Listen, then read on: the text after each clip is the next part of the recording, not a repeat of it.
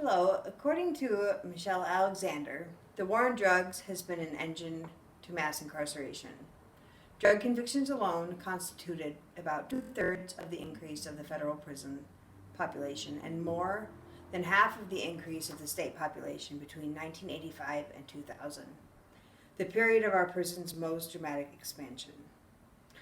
We need to reevaluate our prison system. Locking people away for nonviolent crimes is ineffective. I'm going to share with you about how our prison system compares to other countries to give you an idea of how much the United States is turning to incarceration as a means of punishment. I'm also going to touch base on the ripple effect of families of those incarcerated and why our prisons and jails are revolving doors for many who get released. Lastly, I want to share with you on ways we can use alternative means other than incarceration and what we can do about this problem. I know firsthand the struggle to be caught up in our prison system. You wouldn't guess it by looking at me now, but the reality is I have spent a combined of 7 years behind bars of both jails and prisons. The Sentencing Project states that America alone holds the highest ranking number of those incarcerated, with that number being 670,000. Russia is second with 439,000. If you look at my grid right here, this is America on the top line, and you can see how other countries vary in comparison. You can see not many people are using prison as a form of punishment compared to our country. According to Incarceration Nation, America's prison system is cold. There is very little room for rehabilitation and no sympathy for the criminal. The movie Films for Action explains a very different way of dealing with lawbreakers in Africa. When someone does something harmful in Africa, they take the person to the center village where the whole tribe surrounds them. For 2 days, they will tell that man all the good things he has done. The community sees the mistake as a cry for help and realizes this man needs encouragement, not punishment. What many people fail to realize is that when our country locks someone up, they are not the only ones doing time. Oftentimes, the individual serving a sentence has a husband, a wife, and children that are counting down the days of their release along with them.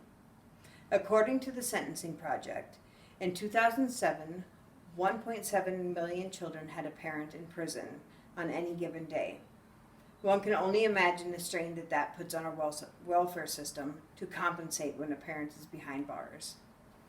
The good news is that things should get better when a person is released from prison, right? That's wrong. Actually, in Shakopee Women's Prison, there is a 76% recidivism rate for those that are getting released from prison. What that means is that when somebody gets released from prison, they stand a very high chance of returning. Why is this happening? Because someone is serving time, they stand a very little chance of rehabilitation while behind bars. As I mentioned to you earlier, I've been incarcerated for a combination of 7 years. My story is much like many others behind bars. I struggled with drug addiction, which our judicial system decided to criminalize rather than treat. You can see in this picture here that there are several different mugshots on the outside border, and every single one of those is me, just from 2009 to 2012. That shows you the revolving door of me getting arrested, incarcerated, and released, only to reoffend and get arrested and released again. When I was in jail, prison and treatment was not an option. So of course when I got out, I returned to my use because nothing had changed inside of me, except for the fact that I had one more strike against me. Having a felony on your record makes it hard to find employment and housing. People in general need these things to survive in society. It is a basic need. This is why people return to their old ways. If they get released and don't have resources, they are almost expected to return to their crime or to a way of making money that's probably illegal, because society has set them up to do so. It wasn't until my last crime that the judge offered me treatment as an option rather than incarceration. This was in May of 2012, and I've been sober ever since. Court systems are turning to alternative forms of punishment instead of incarcerating people. This is fairly recent and makes me very happy. One option that they have for some drug offenders is a specialty court called drug court. This is where a person is required, who gets a drug offense is required to complete treatment, and then as part of their stipulations of probation, they're required to go in front of the judge every week for a set amount of months. This shows that person accountability and how to also follow through with requirements of them being able to maintain their freedom in society. Part of this program also requires people to attend various different support groups for recovery. There's also a DUI court for people that have driving under influences.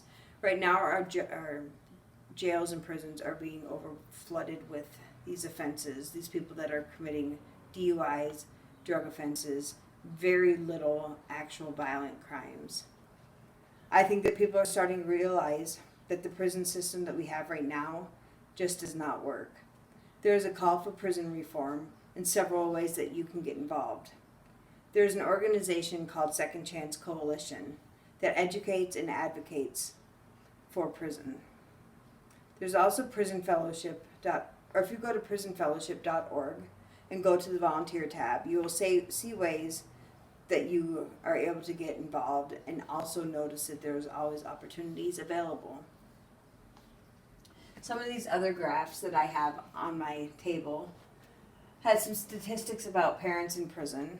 It shows how the increase of people from even 91 up to 2007 has increased. You got to think about the people that have a parent in prison. The chances of those children to actually start committing crimes themselves is also very high, which just continues to feed that cycle of people being incarcerated.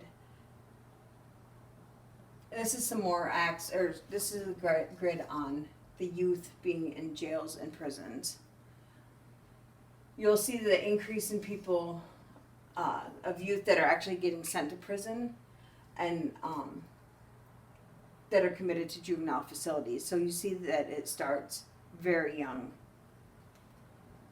We need to reevaluate our prison system. The one that we have right now simply does not work.